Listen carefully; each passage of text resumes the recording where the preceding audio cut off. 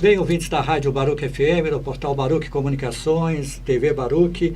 Hoje recebendo aqui o ator Kenan Bernardes, ele que está com o solo Medea Mina GG. E, Kenan, antes da gente continuar falando, né, sobre teatro e outros aspectos, eu queria que você contasse um pouco da tua formação, da tua trajetória. Quem é o Kenan pelo Kenan? Bom, vamos lá. Eu sou formado pela Escola Livre de Teatro de Santo André. Como eu estava te dizendo anteriormente, eu também fiz comunicação social, né? Certo. Eu fiz rádio e TV, mas ali no 7º semestre da universidade eu já estava com esse bicho do teatro dentro de mim, assim, querendo muito sair. Então eu tranquei a faculdade e fui fazer artes cênicas, e aí fiz minha formação lá na Escola Livre de Teatro de Santo André, que foi a minha grande escola. Eu acho que eu carrego até hoje, assim, as escolhas todas que faço hoje no meu trabalho tem muito a ver com esse período que eu passei ali. Foram 4 anos muito intensos e muito saborosos.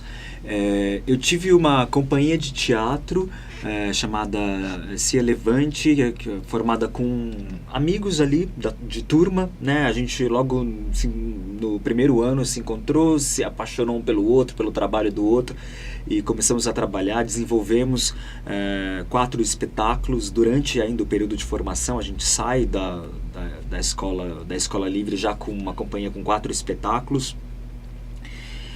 E logo na sequência eu fui trabalhar eu comecei a me interessar muito pela pesquisa de voz no teatro, e de como é que eu poderia conseguir o máximo de expressão com o mínimo de esforço. E dentro dessa busca eu entrei em contato com a pesquisa de uma companhia chamada Clube Noir, que naquele momento estava com uma pesquisa muito forte. Isso era idos de 2010.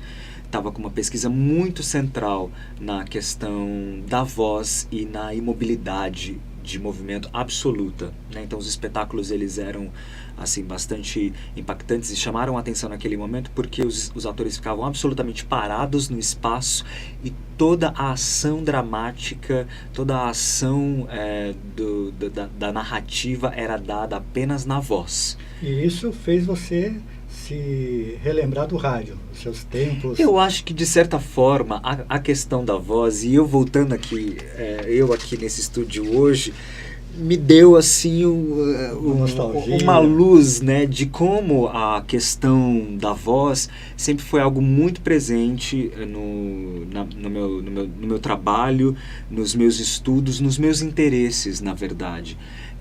E ali no Clube Noir eu passei um bom tempo estudando e pesquisando de que maneira que poderia usar esse instrumento como uma ferramenta para a criação de mundos mesmo, né? Entendendo a voz como uma poderosa ferramenta para inaugurar um mundo, né? Se a gente for olhar bem, olhando bem assim, né, guardadas as proporções de novo, né, mas por exemplo, para o texto bíblico de Gênesis, né, quando Deus diz assim, haja luz e houve luz, né, que poder que tem a voz, né, de criar mundos, né? Então também isso, né, de que maneira como a voz no teatro será que ela inaugura o mundo, ela inaugura a sensibilidade do espectador, ela dá para o espectador, junto com outros elementos obviamente, mas ela dá para o espectador a possibilidade de inaugurar o mundo. Passei um tempo ali no Clube Noir, onde essa era o enfoque da pesquisa. O que eu não disse sobre a Escola Livre é o quanto o teatro narrativo e um teatro que de pouquíssimos elementos foi um tipo de teatro que me formou também, né? Isso, o espectador que for ver o espetáculo Medea Mina GG vai ver que existem pouquíssimos elementos que são usados em cena. É um espaço praticamente vazio, não exatamente vazio, mas praticamente vazio, com pouquíssimos elementos, e a partir desses poucos elementos a gente pode criar um mundo. É quase uma brincadeira de criança mesmo, sabe? Que com poucos objetos ali você cria um mundo. E depois desse período no Clube Noir, foi aquele período que eu falei pra você que eu morei fora, fui morar no Oriente e tudo, e quando eu voltei, eu fui convidado por uns amigos a fazer parte de um coletivo chamado Coletivo Kizomba, que tem em um dos seus pilares a pesquisa pela nossa herança africana, né? De que maneira que de que maneira que o Brasil leu essa africana, né? A brasilidade leu a nossa herança africana e foi elaborando simbolicamente isso. Aí juntando todos esses elementos, sabe? Um teatro que é pautado na narrativa, no espaço vazio, com poucos elementos, o trabalho de voz, né? Um olhar para a nossa própria história, a história do Brasil, a ancestralidade africana, todos esses elementos é que fizeram com que eu chegasse nesse espetáculo. Talvez você puder resumir a minha história assim um pouquinho. Acho que foi esse um pouco um percurso aí, e lá se vão uns 10, 12 anos, acho. Bacana. Kenan, agora a gente vai falar de um assunto que é sempre pautado nas entrevistas de cultura, né? E que é muito importante. E que para essa temporada e para o trabalho que vocês desenvolvem, como é que está a questão do apoio cultural? Queria que você falasse se vocês têm apoio ou não, e como é que você vê hoje em dia, né? Eu trouxesse para o nosso telespectador e ouvinte aqui uma reflexão de como que está a nossa cultura, quais são os desafios, as dificuldades, que você também é produtor, ator, você, né, lida por este universo. Eu queria que você trouxesse o teu pensar e a tua visão, o que esperar desse 2019 para a cultura. Vamos lá, tem que respirar muito fundo para responder essa pergunta. No caso dessa circulação que a gente está fazendo, são 25 apresentações por diversos pontos da cidade, né? Nesse momento a gente está fazendo uma temporada curta no Arthur Azevedo, mas a gente segue dali para outros espaços que a gente culturais. Por centros culturais da cidade. Depois a gente pode dar o serviço para quem estiver ouvindo a gente. Essa circulação está sendo possível porque o espetáculo foi contemplado pela 7ª edição do Prêmio Zé Renato. Então, além da apresentação do espetáculo Medea Minajeje, a gente tem feito, após algumas sessões, um bate-papo, uma conversa com o público, mediada pela educadora e pesquisadora do Centro de Estudos Culturais e Africanos e da Diáspora da PUC São Paulo, a Liliane Braga. Então, a partir de questões do espetáculo e de questões de que maneira que o espetáculo reverbera nas pessoas, a gente conversa ali sobre os aspectos formais, sobre as questões temáticas e tudo. Então, essa circulação está sendo possível por conta desse prêmio que a gente concorreu e a gente foi contemplado. Agora, se a gente for conversar um pouco sobre o panorama da cultura na cidade, no estado e no país, é bastante preocupante, né, o momento que a gente está vivendo. Já tem uns 2 anos em que uma série de projetos culturais eles vêm sendo desarticulados, né?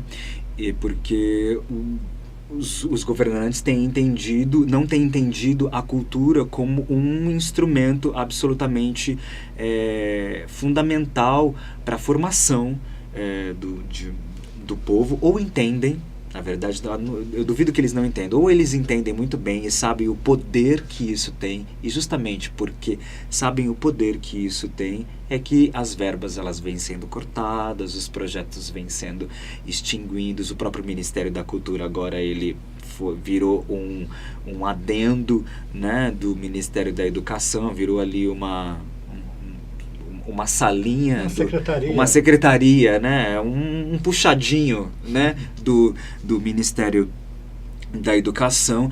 Isso diz um pouco, ou não, isso diz muito, aliás, de que maneira que o governo atual ele entende a cultura e como é que ele pensa, que projeto de Brasil é que está em pauta neste momento. Mas fazendo uma parte nisso que você falou, você também, como colocando na mesa, né, para um diálogo, o povo também, falando do povo, da população, você também não acha que a população ainda não percebeu qual a importância da cultura como formação para o ser humano e lida muito com a questão cultural como só entretenimento? Olha, eu acho que a gente pode... Eu acho que, claro que a gente pode... As responsabilidades, elas são mútuas, né? Eu acho que também há uma parcela de responsabilidade na população, mas eu ainda insisto que existe um tipo de mentalidade na política brasileira, que não é uma mentalidade que ela vem de agora, ela vem da última década, né, ou dos últimos 50 anos. Ela tem a ver com a nossa formação histórica, que é um tipo de que é um projeto de Estado mesmo para emborrecer as pessoas, né, ou para impedir que as pessoas entendam a importância daquilo que é realmente fundamental, ou para alienar mesmo. É claro que os veículos de comunicação de massa, eles também têm o seu papel de responsabilidade nesse sentido, né, de sempre estar desviando o olhar e a atenção para isso. Eu acho que é uma teia, é uma colcha com muitas partes e muito complexa, mas que sempre volta numa questão que é uma questão de educação mesmo, sabe?